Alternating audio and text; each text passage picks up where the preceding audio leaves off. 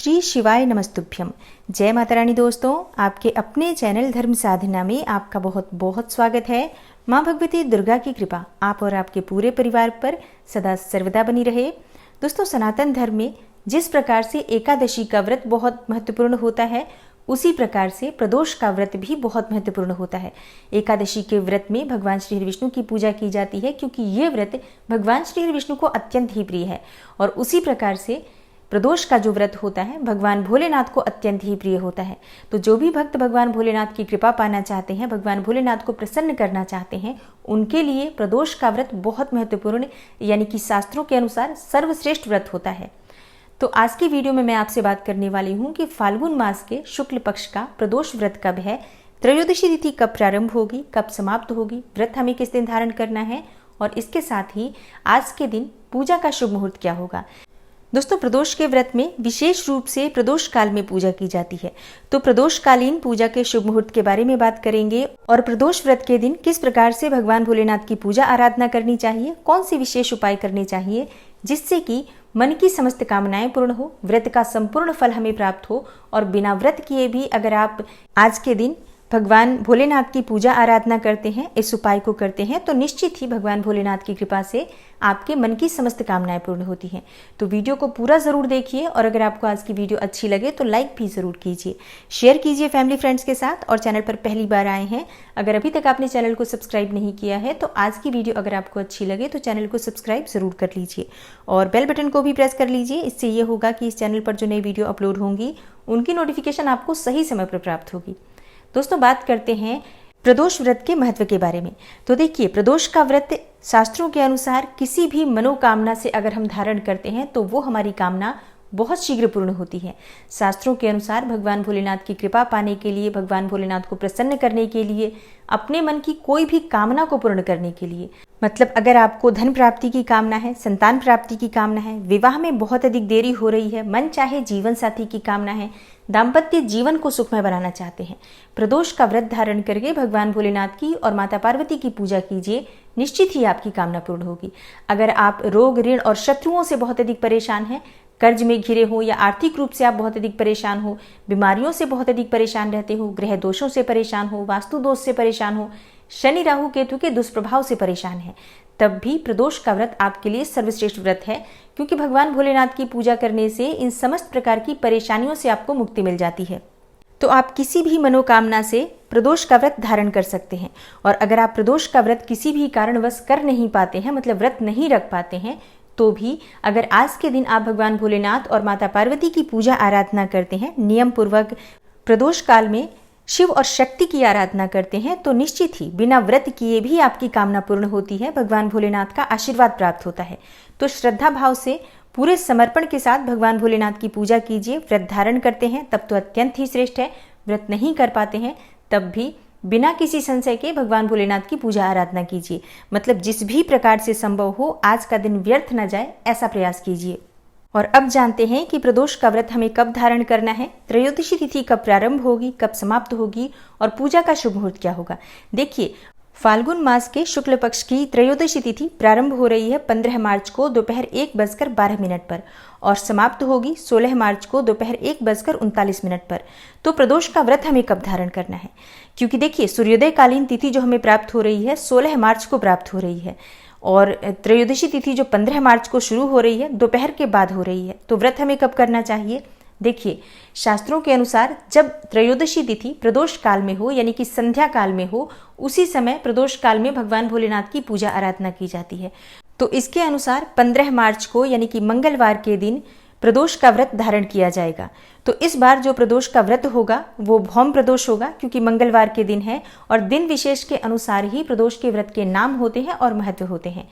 और अब जानते हैं प्रदोषकालीन पूजा के शुभ मुहूर्त के बारे में, क्योंकि प्रदोष काल की पूजा प्रदोष व्रत में बहुत महत्वपूर्ण होती है। तो प्रदोष काल का शुभ मुहूर्त है 15 मार्च की शाम 6:29 से रात्रि 8:53 तक। तो इसी शुभ मुहूर्त में आपको प्रदोष काल की पूजा करनी है।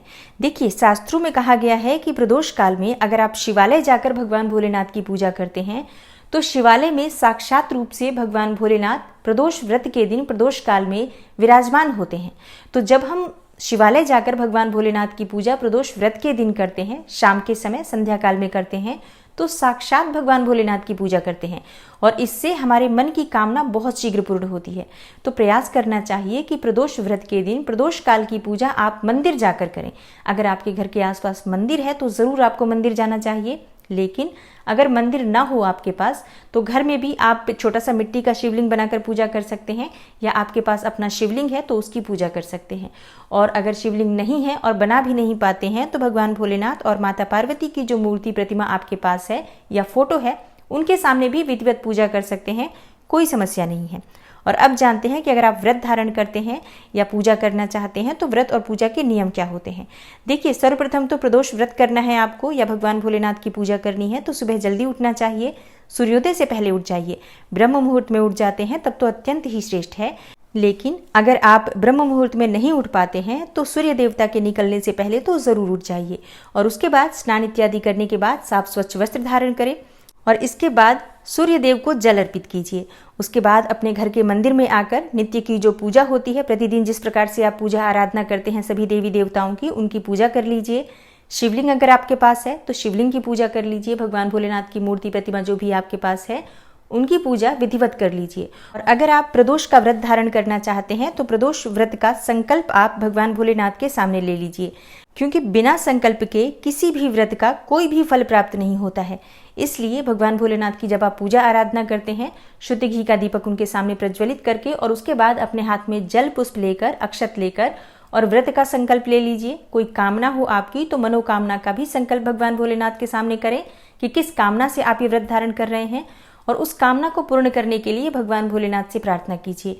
जाने अनजाने व्रत में, पूजा पाठ में कोई भी भूल चूक हमसे हो जाती है, उसके लिए क्षमा प्रार्थना कर लीजिए। और इसके बाद भगवान भोलेनाथ के सामने बैठकर ओम नमः शिवाय इस मंत्र का जप करें। भगवान भोलेनाथ को धूप, दीप, नैवेद्य इत्यादि अर्पित करें, जैसे कि बिल्वपत्र, भांग, धतूरा, अक्षत, इन सभी वस्तुओं से भगवान भोलेनाथ की पूजा की जाती है। और शिवलिंग है तो आप उनका अभिषेक कर सकते हैं। इसके बाद आप चाहें तो मंदिर जाकर पूजा कर सकते हैं या फिर शाम के समय आप मंदिर जा सकते हैं। अच्छा, बहुत से भक्तों का प्रश्न होता है कि क्या हमें सुबह भी पूजा करनी चाहिए और शाम की पूजा करनी चाहिए। देखिए, शाम की पूजा तो प्रदोष व्रत में करना ही है क्योंकि प्रदोषकालीन पूजा है, लेकिन सुबह जो आप अपने घर में नित्य पूजा करते हैं वो पूजा कर लीजिए। और आज आप भगवान भोलेनाथ के निमित्त व्रत धारण कर रहे हैं तो भगवान भोलेनाथ की विशेष पूजा भी आप सुबह करेंगे। इसके साथ व्रत का संकल्प भी आपको लेना है, इसलिए सुबह की पूजा अत्यंत आवश्यक है। तो किसी भी व्रत में सुबह और शाम दोनों समय पूजा करना चाहिए। सुबह व्रत का संकल्प लेना है और शाम को विशेष पूजा होती है। और अब जानते हैं कि भौम प्रदोष के दिन भगवान भोलेनाथ की पूजा किस प्रकार से करनी चाहिए, कौन सा उपाय करना चाहिए।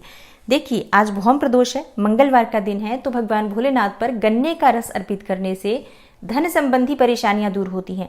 मतलब अगर आप आर्थिक रूप से बहुत परेशान हैं, कर्ज में घिरे हों, बहुत अधिक आर्थिक तंगी से आप दुखी हैं, तो आज के दिन आपको गन्ने का रस भगवान भोलेनाथ पर अर्पित करना चाहिए।